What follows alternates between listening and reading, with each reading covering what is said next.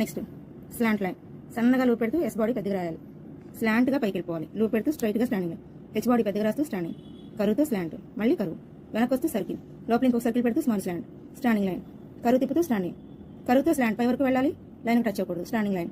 కరువుతో స్లాంట్, మళ్ళీ కరువు, వెనకొస్తూ సర్కిల్, కొంచెం పైకి వెళ్ళి కిందికి స్టాండింగ్, కరువుతో స్లాంట్, చిన్ని కరువు, ఈ రాస్తూ స్లాంట్, పైన చిన్న లూప్ పెడుతూ సీలాగా రాస్తూ స్లాంట్, ఏంటి స్లాంట్గా వెళ్ళాను, పై వరకు వెళ్ళాలి, టచ్ అవ్వకూడదు,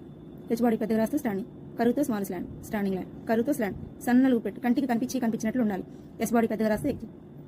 ఇప్పుడు చెయ్యొద్ది డాట్ పెట్టండి, స్పేస్, స్లాంట్గా వెళ్ళాలి, కరువు తిప్పాలి, వెనకొస్తూ సర్కిల్, స్టాండింగ్ లైన్, కింద లైన్ వరకు రావాలి, బట్ కింద లైన్కి టచ్ అవ్వకూడదు, స్లాంట్గా వెళ్ళాలి, సన్నగా లూప్ పెడితే స్లాంట్, సీలాగా పెద్దగా కరువు తిప్పుతూ స్లాంట్, మళ్ళీ కరువు, వెనకొస్తూ సర్కిల్, స్టాండింగ్ లైన్, కరువుతో స్లాంట్, కరువుతో స్టాండింగ్, ఎన్ బాడీ పెద్దగా రాస్తూ స్టాండింగ్, కరువు తిప్పుతూ స్లాంట్, మళ్ళీ కరువు, వెనకొస్తూ సర్కిల్, కొంచెం పైకి వెళ్ళి కిందికి స్టాండింగ్, కరువుతో ఎగ్జిట్. నాకు ఇక్కడ